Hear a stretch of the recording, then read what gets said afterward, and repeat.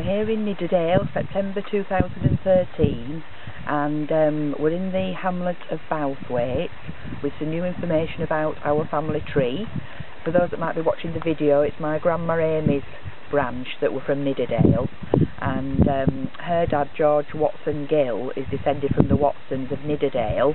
And just behind me over here we can see the beautiful house called Boggle Dyke, which was once 3 cottages when our Watsons lived in it, and the present owner Angus has restored it beautifully. One of the cottages fell down, so Angus used the stone to build a wonderful kitchen on the back and lift it slightly higher in size because it floods every year, so his kitchen's now safe from the Boggle Dyke waters. Wonderful. And Angus contacted us to say he'd got some more information about the Watsons. He'd been exploring the fields round about and he's come across this most wonderful derelict barn which is across the field from his cottages. And Angus has obviously seen the barn plenty of times from his window, but on closer inspection recently he's discovered a fabulous keystone on the gateway above the doors, obviously how they used to do it, and amazingly it has an inscription on it. So Angus has been investigating this inscription and has discovered it was done by the owner at the time, our Godfrey Watson. So Angus contacted me and Phil and invited us over, and we're absolutely delighted to see the evidence of our Watsons owning this particular bit of Nidderdale. And Godfrey's carved his initials and that of his wife Esther above the keystone, and the date I'll just show you here, look. So we've got the W for Watson and the G for Godfrey and E for Esther, the year 1801. Now they were married in 1776, so it's actually 25 years later is 1801, so you could say it's round about their silver wedding anniversary. I don't know if they celebrated such things in the day. But then Angus told us about a book of poems, Yorkshire poems, that he'd discovered, and when he contacted the owner knew Boggle Dyke really well and said he'd like to write a poem about the Watsons and the barn and Bouthwaite. And the other interesting angle about the barn is every year a couple of oyster catchers nest here on the top, which is really unusual because oyster catchers are normally ground nesting birds. Angus, being a keen bird spotter, watches the oyster catchers every year through his telescope, and they return because they breed for life, they mate for life.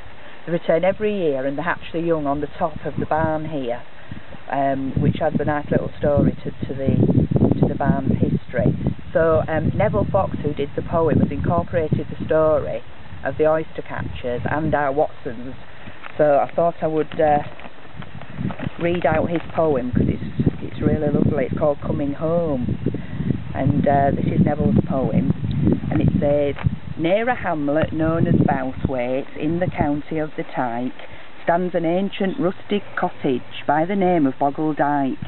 Close beside it there's a meadow where a roofless barn survives, which has watched and seen the passing of so many human lives.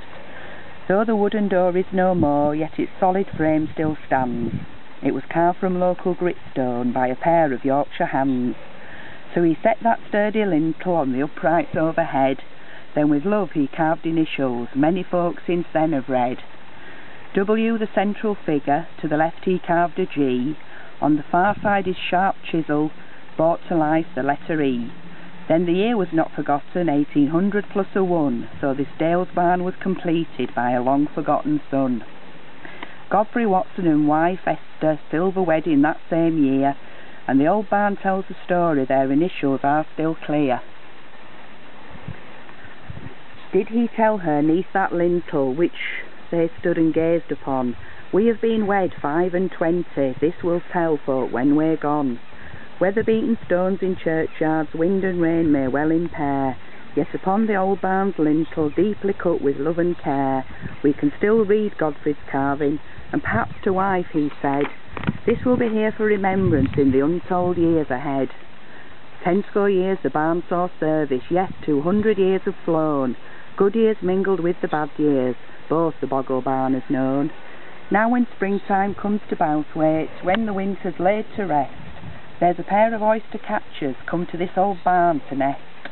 Mates for life they keep returning, young to hatch and feed each day, just above that same old lintel, Godfrey's chisel chipped away. Ah, but now there comes the question that my mind cannot shake free, and perhaps there's someone, somewhere, who can answer this for me. We come back to earth, some folks say, others think that's quite absurd, that we have another life here as an animal or bird, and the idea that it's nonsense I was once inclined to like. That's before I knew the old barn which still stands at Boggle Dyke. My belief perhaps was shaken by this oyster catcher pair, how they come back in the springtime and a love of Bouthwaite share. Is it possible, I'm thinking, this is Godfrey and his wife, who return each year to Boggle, where they spent their former life? Absolutely wonderful poem by Neville Fox.